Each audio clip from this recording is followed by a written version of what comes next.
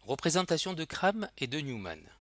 Les différentes représentations planes des molécules organiques énoncées dans la première capsule vidéo ne donnent pas suffisamment d'informations sur la configuration spatiale d'une molécule.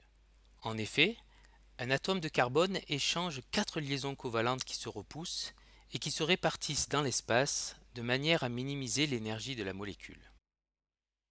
D'autres représentations ont été développées afin de pallier à cette insuffisance. Cette leçon va aborder deux représentations tridimensionnelles, les représentations de Kram et de Newman. Pour chacune d'elles, une convention d'écriture que je vais détailler sera respectée. En ce qui concerne la représentation de Kram, dans le cas de l'atome de carbone, deux liaisons sont dans le plan, représentées sous forme de traits simples à 120 degrés l'une de l'autre. Une liaison est à l'arrière sous forme de traits discontinus.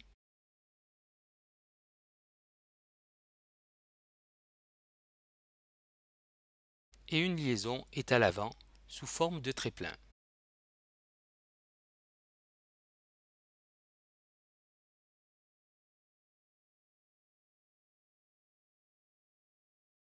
Nous obtenons donc cette représentation où les quatre liaisons viennent s'organiser autour de l'atome de carbone, deux liaisons étant dans le plan, une liaison en avant du plan et une liaison en arrière du plan.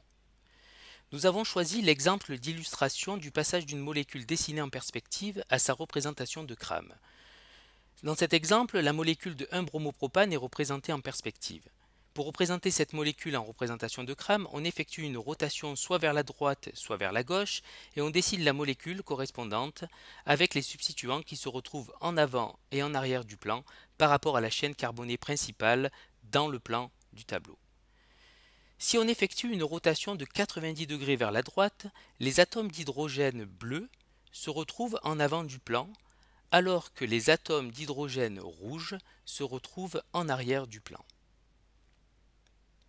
Si on effectue cette fois-ci une rotation de 90 degrés vers la gauche, les atomes d'hydrogène vont venir s'organiser en avant et en arrière du plan, notamment les atomes d'hydrogène rouge se retrouveront en avant du plan, alors que les atomes d'hydrogène bleu se retrouveront en arrière du plan. La projection de Newman permet de représenter sur le même plan tous les substituants d'un carbone les uns par rapport aux autres. Elle permet de préciser la stéréochimie autour d'une liaison. Elle est obtenue à partir de la représentation de Kram de la molécule, la chaîne la plus longue étant préférentiellement placée dans le plan. Il faut placer l'œil dans l'axe de la liaison carbone-carbone que l'on veut projeter.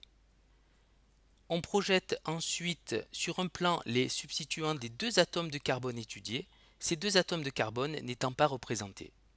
Les liaisons du carbone au premier plan sont représentées par trois segments à 120 degrés partant d'un même point central.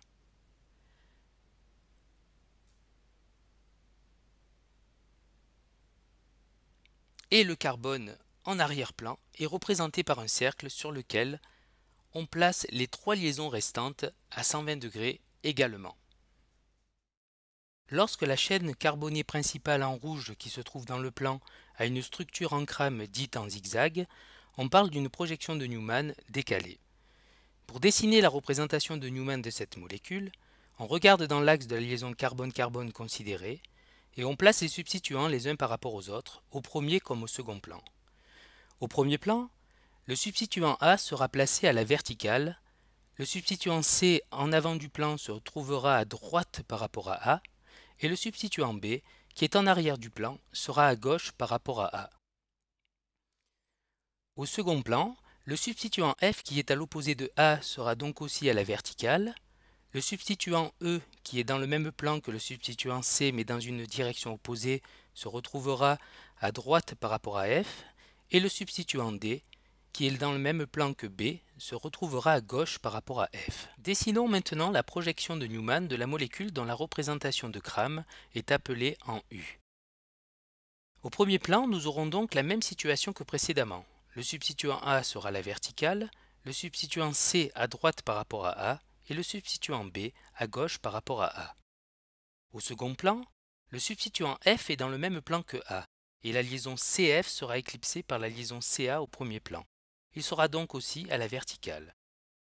Le substituant E, qui est dans le même plan et la même direction que C, se retrouvera à droite éclipsé par C, et le substituant D qui est dans le même plan et la même direction que B se retrouvera à gauche éclipsé par B.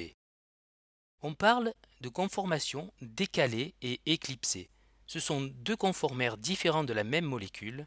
On passe de l'une à l'autre par rotation autour de la liaison carbone-carbone. Illustrons maintenant ce que nous venons de voir par deux exemples de passage de représentation de Cram en représentation de Newman. Si nous appliquons ce que nous avons vu précédemment, la projection de Newman de la première molécule sera suivant l'axe C2, C3. Nous obtenons donc la représentation de Newman suivante, où le groupement hydroxyle qui est sur l'atome de carbone 2 et qui sera au premier plan sera à la verticale. Le méthyle carbone 1 qui est en avant du plan se retrouvera à droite par rapport au OH et l'atome d'hydrogène vert qui est en arrière du plan se retrouvera à gauche par rapport au OH. Au second plan, c'est-à-dire les groupements qui se trouvent sur l'atome de carbone numéro 3, nous aurons donc l'atome d'hydrogène bleu qui est dans le plan et opposé à OH qui se retrouvera à la verticale et opposé à OH, l'atome d'hydrogène rouge qui est dans le même plan que l'atome d'hydrogène vert mais dans deux directions opposées se retrouvera à gauche par rapport au OH et dans la direction opposée à l'atome d'hydrogène vert, alors que le groupement méthyle 4 qui est dans le même plan que le méthyle 1 mais dans deux directions opposées se retrouvera à droite par rapport au OH et à l'opposé par rapport au méthyle 1. Pour le deuxième exemple que nous devons traiter, il s'agira de représenter la projection de Newman de la même molécule, mais cette fois-ci suivant l'axe C3, C2. Nous obtenons donc la représentation de Newman suivante qui correspondra à la rotation de 180 degrés de la première représentation de Newman que nous avons dessinée. Dans ce nouvel exercice, on vous propose 6 représentations de Newman de la molécule encadrée et on vous demande de désigner les deux représentations qui sont correctes.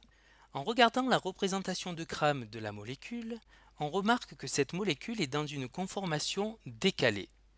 Donc la représentation 3, qui est une représentation éclipsée, n'est pas correcte. Parmi les conformations décalées proposées, si on regarde la molécule suivant la liaison C3-C2, au premier plan, le substituant OH devrait être du même côté que le substituant éthyle, mais dans deux directions opposées. Donc, les représentations 1 et 4 ne sont pas correctes. Si on regarde la molécule suivant cette fois-ci l'axe C2-C3, le substituant éthyle devrait être à gauche de la molécule, du même côté que le OH mais dans deux directions opposées, donc la représentation 6 n'est pas correcte. Parmi les représentations restantes, la représentation 2 qui est la représentation de Newman suivant l'axe C2-C3 est une représentation correcte de la molécule ainsi que la représentation 5 qui est une représentation de Newman suivant l'axe C3-C2. Donc nous avons nos deux représentations de Newman correctes de la molécule représentée en projection de Cram.